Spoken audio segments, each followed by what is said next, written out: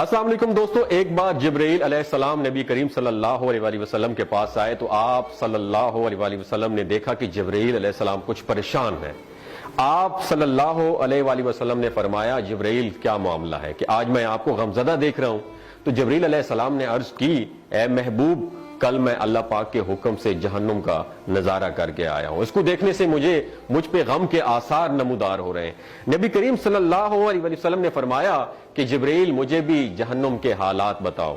جبرائیل نے عرض کی، جہنم کے کل 7 درجے ہیں اور ان میں سے جو سب سے نیچے والا درجہ ہے اللہ ان میں منافقوں کو رکھے گا، اس سے اوپر والے 6 درجے میں اللہ تعالیٰ مشرک لوگوں کو ڈالیں گے، اس سے اوپر 5ویں درجے میں اللہ سورج اور چاند کی پرستش کرنے والوں کو، عبادت کرنے والوں کو ڈالیں گے، 4تھے درجے میں اللہ پاک آتش پرست لوگوں کو ڈالیں گے، اور 3رے درجے میں اللہ پاک یہود کو ڈالیں گے، 2 درجے میں اللہ تعالیٰ عیسائیوں کو ڈالیں گے۔ یہ کہہ کر جبرائیل علیہ السلام خاموش ہو گئے تو نبی کریم صلی اللہ علیہ وسلم نے پوچھا، جبرائیل آپ خاموش کیوں ہو گئے؟ مجھے بتاؤ کہ پہلے درجے میں کون ہوگا؟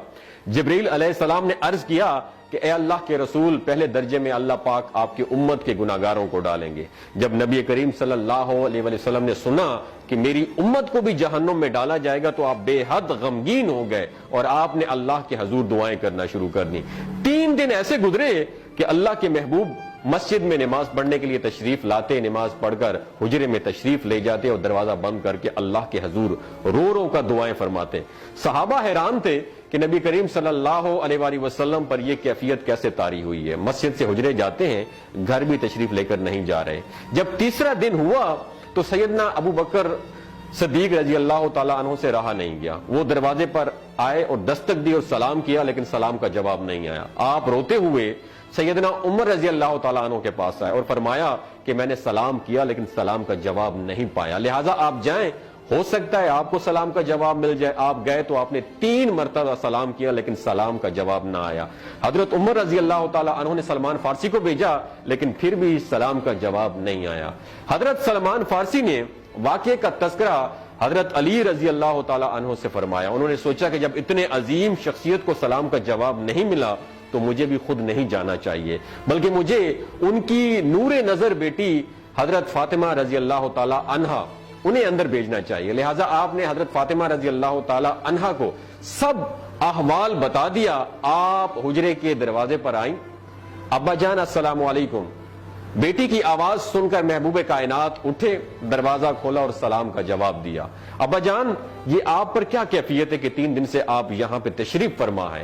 نبی کریم صلی اللہ علیہ وسلم نے فرمایا کہ جبرائیل نے مجھے آگاہ کیا ہے کہ میری امت بھی جہنم میں جائے گی۔ فاطمہ بیٹی، مجھے اپنی امت کے گناہگاروں کا غم کھائے جا رہا ہے اور میں اپنے مالک سے دعائیں کر رہا ہوں کہ اللہ ان کو معاف کر دے اور جہنم سے بری کر دے۔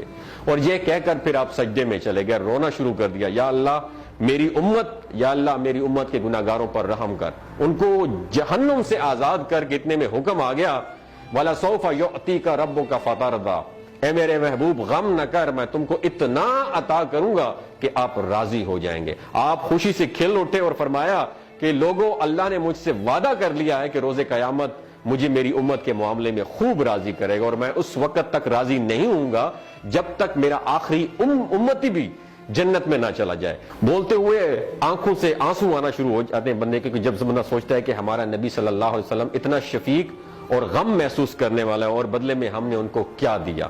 آپ کا 1 سیکنڈ اس ویڈیو کو دوسرے لوگوں تک پہنچانے کا سورس ہے۔ میری آپ سے عاجزانہ اپیل ہے کہ لا حاصل اور بے مقصد پوسٹیں ہم شیئر کرتے رہتے ہیں، لیکن آج اپنے نبی کی رحمت کا یہ پہلو کہیں ہم سے مس نہ ہو جائے۔